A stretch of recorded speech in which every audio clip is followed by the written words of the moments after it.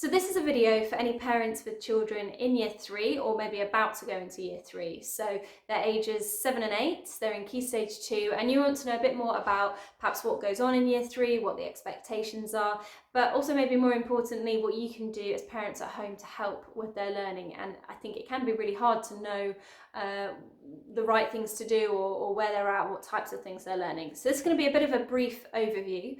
I'm going to focus on English, maths and science. In terms of foundation subjects, I'll probably do a separate video on those because national curriculum kind of sets out all the things that they need to learn in Key Stage 2, but whether your child learns them in year 3 or year 6 is very much up to the school. So that might explain why if you're not sure, like, oh, your child's learning ancient Greece in year 3, but her friend in another school doesn't learn it till year 5, that would be why. So that will have to be a separate video.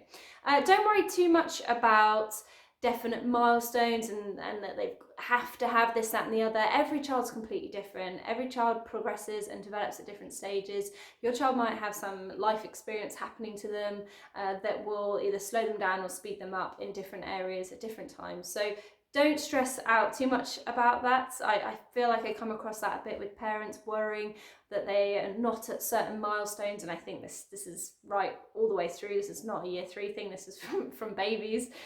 So just try and remember that your child will progress at this pace that's right for them, and the best thing you can do is keep them feeling confident, stay patient, and make learning as fun, as creative and as real and relevant for them as possible. So starting off with English. In English, in particularly thinking about reading at first, the expectation would be that by year 3 or certainly by the end, they will be able to read fluently and with quite a good pace. They are going to be looking at the meaning of words, understanding the context of what they're reading, rather than in Key Stage 1 where it's about breaking the word down, so decoding the word. That's not to say your child's not going to do this, and if your child is finding reading difficult, doing phonics practice at home will really help them. That's the best way to kind of close that gap between decoding words and getting meaning and context. The nice thing about reading for children at this age is it might be the first time that they develop that love of reading, and you can be a huge person that helps to make that happen for them, because they'll be reading chapter books if they're quite advanced. Bringing in books like Harry Potter at year 3 is possible, and yeah, it can really kind of set the way for their love of reading, and the more they read, the more they'll learn, and that's just perfect.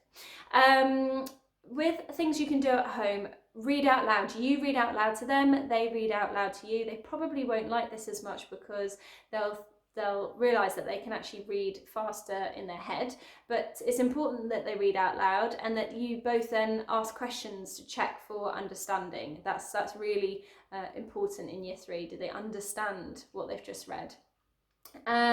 Also in year 3, the class teacher will most likely be reading a book with your child to the whole class a little bit each day. So ask them about that. It's introduce like mini book reviews, find out what they like and what they don't like, and then you can personalise their learning at home around that. In terms of writing, writing is a harder skill than reading to get, so don't worry if this isn't as developed as their reading. They will be expected to be able to write in joined up with fluid handwriting and a decent pace by the end of year 3. So often sometimes this is done in Key Stage 1, but year 3 is definitely, they'll be using pens, or that pens might be not definitely, I shouldn't say that, it's really different in each school, but a thing you can do at home if they are writing in pencil at school is to give them gel pens, and that might encourage them to write a bit more at home. In terms of cursive handwriting, there's quite a lot of research on this, and it's not definitive as to whether it's best to introduce cursive handwriting right from the beginning, or whether you teach letter formation and then you bring in joined up writing at year 3. So depending on whichever way your school has done it, you have to just go with that. But the good thing about learning joined up writing earlier is it builds the muscle memory, which is why you might have words that you just, even though you know that's not how you spell it, you've written it so many times incorrectly that you will just always write it spelt wrong. So muscle memory is really good for spelling and that movement of how that word is spelled, how it's written.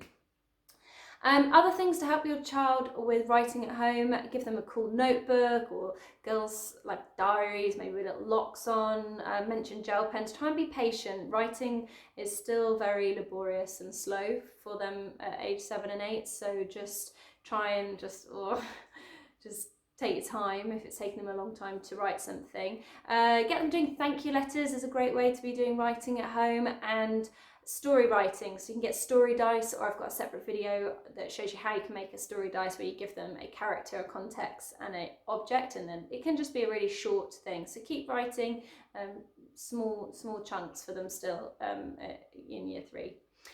Thinking about spellings, these will just continue to get harder as they progress up through the years, but some things that are focused on in year 3 are homophones, so the difference between piece and piece, like a world piece and a piece of cake. That's really hard. I definitely still struggle with homophones even now.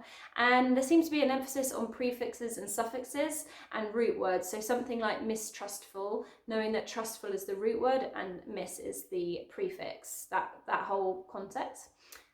Also a focus on adjectives, using more advanced vocabulary, and in particular connectives. So when they're writing, instead of saying and, can they say meanwhile or later? To help them at home with spelling and vocabulary, I would recommend the techniques used in lots of primary schools, which is look, cover, write and check. You can find videos and charts for this online, but yeah, look at the word, cover it, write it and then check it. And you don't have to do this with them, you can set them up with it, and then that's the method that they have to learn for their spelling. And then finally in English in year 3, there's definitely more of a focus on building confidence around speaking. So they might be having to do some kind of presentation either to the class or an assembly. They might be doing more drama or poems, and all you can really do with this at home is just really keep working on building their confidence, lots of positive reinforcement and praise, and maybe if there's a drama club that they could join, that often helps children that are lacking in confidence, gives them the opportunity to play around and just start to feel more confident with that. And if they are doing even just a small talk to the class, even if it's weekend news or a show and tell type of thing, which is usually more Key Stage 1, but they might still do that in year 3, practice it at home with them. And yeah, I mean, adults hate public speaking, so if your child doesn't like it, then just try and not impart your own fear of speaking in front of people onto them, and I'm sure that'll be fine. But that is definitely when there'll be more of an expectation on them to be able to deliver with expression and confidence verbally. Moving on to maths. Okay, so maths, they will definitely need to know their number bonds and their number facts. So things like 24 plus 7 is 31, how those numbers fit together.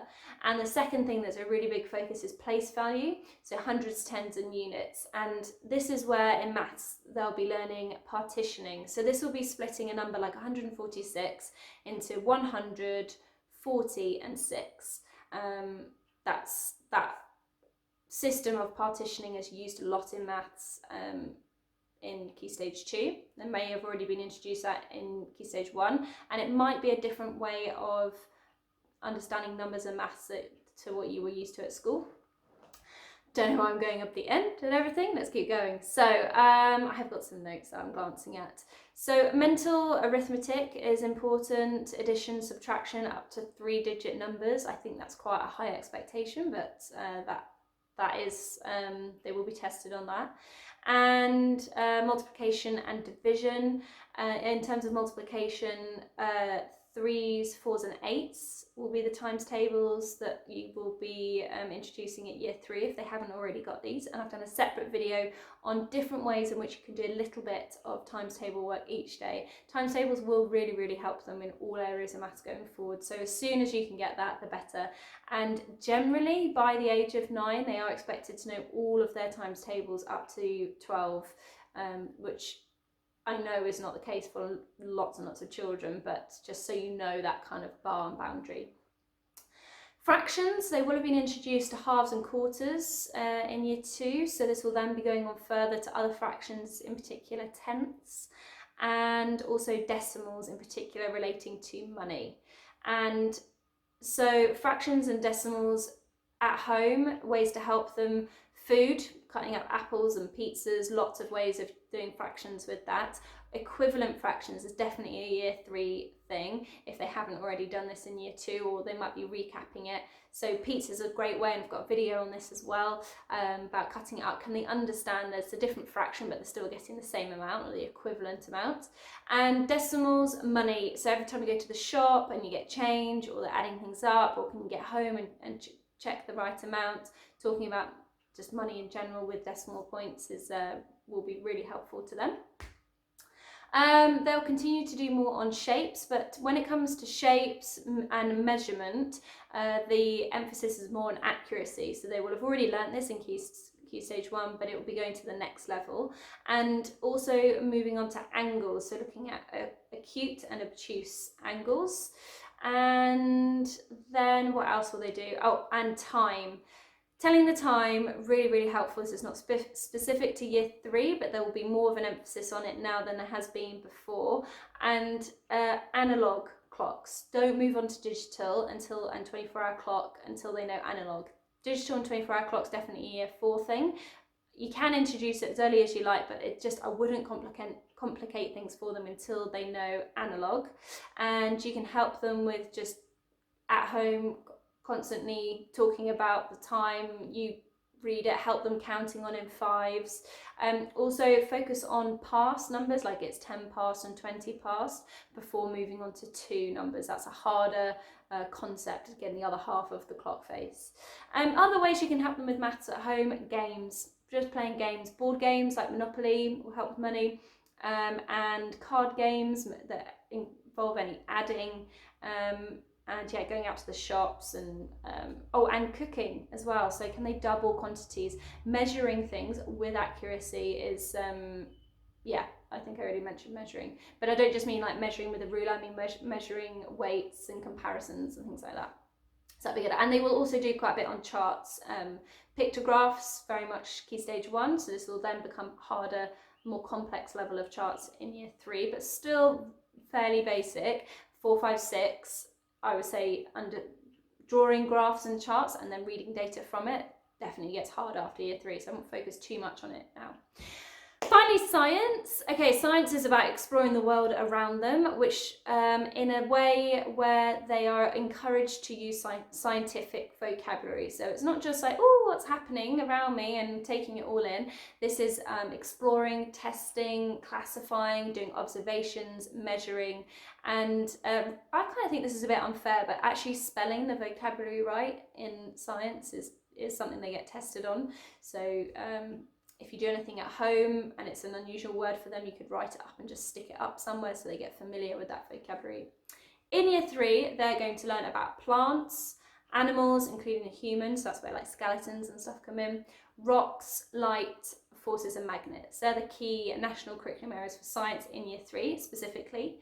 And it's actually really easy to help your children with science, because most of this is just about encouraging them to think about what's happening in the world around them, how are they responding to it, what tests can they do, fair tests are introduced, and yeah, that kind of inquisitive, is that word, inquisitive way of thinking, I think you can really impart that on them. And if you've got an area of science that you're really passionate about, share that with them and share how you would do something. So them understanding why polar bears don't thrive in deserts is that kind of thing, understanding the context of everything.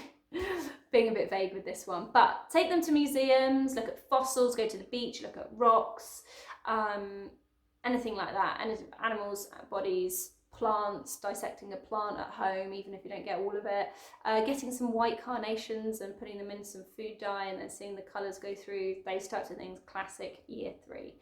So yeah, year 3, an amazing age group. Age 7 and 8 is just an incredible stage of development for them. It is challenging, they may have a bit of a wobble, it is harder moving from Key Stage 1 to Key Stage 2, all sorts of things will be different.